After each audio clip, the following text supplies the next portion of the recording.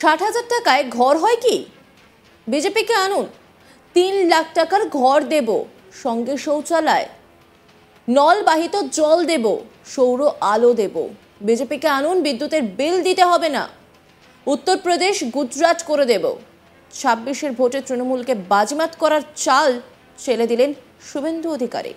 বললেন যে ভোটে জিতলেই নাকি 3 লক্ষ টাকা করে বাড়ি তৈরির জন্য দেবেন, সঙ্গে জল আলো ফ্রি, ইলেকট্রিসিটি কি নেই, সব পরিষেবাই নাকি দেওয়া হবে। সোমবার সন্দেশখালীতে পা রাখেন মুখ্যমন্ত্রী মমতা বন্দ্যোপাধ্যায়। সেখানে দাঁড়িয়ে বড় বার্তা দেন মুখ্যমন্ত্রী। সরকারি প্রকল্পের সুবিধা দেওয়ার বিনিময়ে স্থানীয় নেতা নেত্রীরা কাটমানি নেয় বা টাকা আত্মসাৎ করে বলে বিভিন্ন সময় অভিযোগ উঠেছে। এবার সন্দেশখালীতে গিয়ে সাধারণ মানুষকে সচেতন করতে দেখা গেল মমতা বন্দ্যোপাধ্যায়কে। আর তার পরের দিনই সেখানে গিয়ে পাল্টা সভা করলেন রাজ্যের বিরোধী দলনেতা শুভেন্দু অধিকারী। সন্দেশখালীতে শুভেন্দু অধিকারী ঘোষণা করেন, 60,000 টাকায় ঘর হয় কি?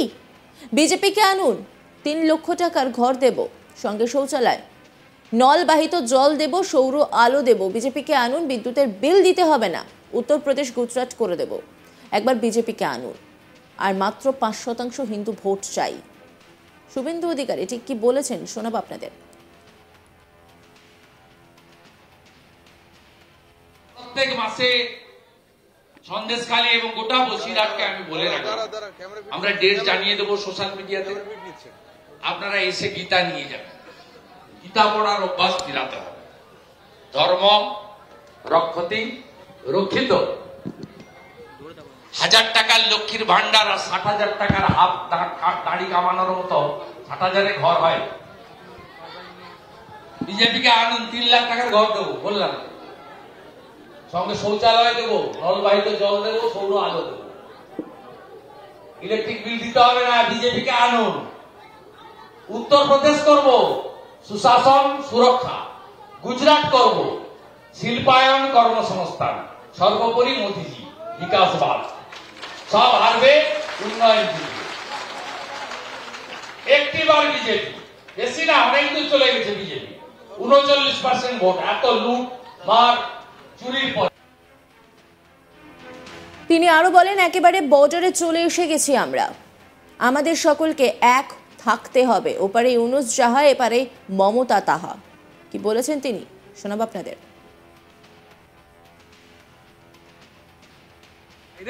একদম কাছে বর্ডারে এসে গেছি আমরা। খবর আছে তো কি হচ্ছে? আত্মীয় স্বজন আছে, হিন্দুরা বলছে, ফোন টোন করছে, মন্দিরগুলো আছে,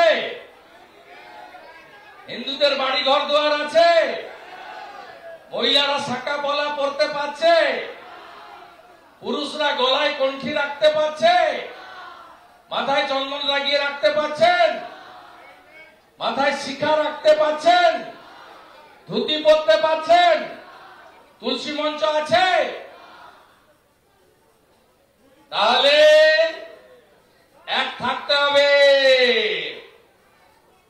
ওপারে ইউনুস যাহা, এপারে মমতা তাহা। ঢুকছে তো মাথায়? বাংলায় রোজে একের পর এক বাংলাদেশি গ্রেপ্তার হচ্ছে। সম্প্রতি মুর্শিদাবাদে একের পর এক বাংলাদেশি জঙ্গি ধরা পড়েছে। ক্যানিং থেকেও এক সন্দেহভাজন কাশ্মীরি জঙ্গিকে গ্রেপ্তার করেছে পুলিশ। সেই বাংলায় একের পর এক এই জঙ্গিদের আসার রাস্তা নিয়ে বিস্ফোরক মন্তব্য করেছেন রাজ্যের বিরোধী দলনেতা শুভেন্দু অধিকারী। কার্যত কোন রুটে জঙ্গিরা আসছে তা ফাঁস করে দেন তিনি বলেন যে ব্যাঙ্গালোরে যে 8 জন জঙ্গি ধরা পড়েছে, সব লিঙ্ক পশ্চিমবঙ্গের সঙ্গে। এখানে বাসন্তী এক্সপ্রেসওয়ে আর কামালগাছের মোড় থেকে যে রাস্তা গোসাবার ঘাট যে ক্যানিং হয়ে গেছে, এই রাস্তা দুটো পুরোপুরি জঙ্গিদের হাতে চলে গেছে। গোসাবায় 13টা দ্বীপ আছে, একটা দ্বীপে বিএসএফ এর একটা ক্যাম্প আছে, বাকি কোথাও কেউ নেই। ভাষা, পোশাক, ফিশারম্যানদের সঙ্গে মিশে সব রপ্ত করছে ওরা।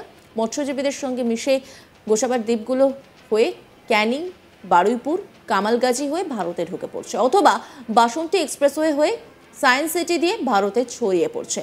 বাংলা পুরো মুক্তাঞ্চল হয়ে গিয়েছে। এখানকার পুলিশ তৃণমূলের হয়ে টাকা তুলতে আর ভোট লুট করতে ব্যস্ত। এখানে মুসলিম লীগ তো সরকার চলছে। কি বলেছিলেন তিনি শোনাবো আপনাদের।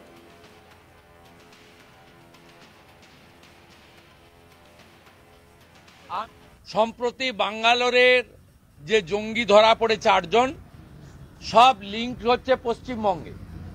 তার কারণ পশ্চিমবঙ্গে বাসন্তী এক্সপ্রেসওয়ে আর কামালগাজীর মোড় থেকে যে রাস্তা গোসাবার ঘাট পর্যন্ত গেছে ক্যানিং হয়ে, এই রাস্তা দুটো জঙ্গিদের হাতে চলে গেছে, কমপ্লিটলি জঙ্গিদের হাতে গেছে due to Trinamool Congress, Mamata Banerjee vote ব্যাংকের রাজনীতি।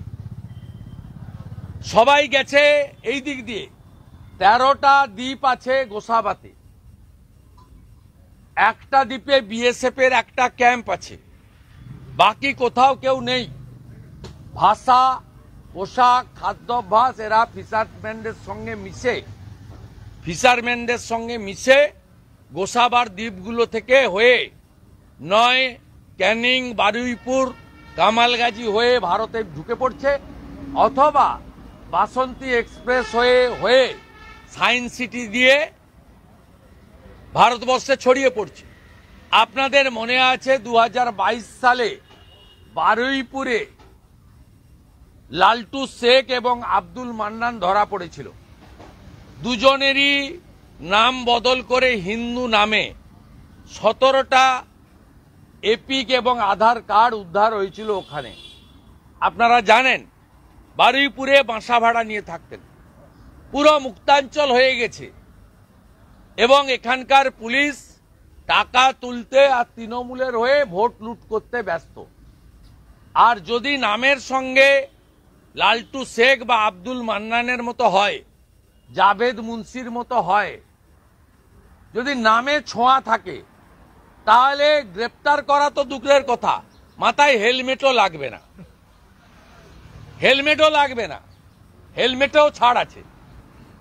এখানে পরিষ্কার কথা, মুসলিম লীগ ট্যুর সরকার চলছে। এই জঙ্গিবাদ, মৌলবাদ তাদেরকে বাঁচিয়ে রেখেছেন মমতা বন্দ্যোপাধ্যায়। তারা ভোট লুট করে, তৃণমূলকে ভোটে জেতায়। 60,000 টাকায় ঘর হয় কি? বিজেপিকে আনুন, 3 লক্ষ টাকার ঘর দেব, সঙ্গে শৌচালয়, নলবাহিত জল দেব, সৌর আলো দেব। বিজেপিকে আনুন, বিদ্যুতের বিল দিতে হবে না। উত্তরপ্রদেশ, গুজরাট করে দেব। 26-এর ভোটে তৃণমূলকে বাজিমাত করার চাল চেলে দিল শুভেন্দু অধিকারী। বললেন যে ভোটে জিতলেই নাকি 3 লক্ষ টাকা করে বাড়ি তৈরির জন্য দেবেন।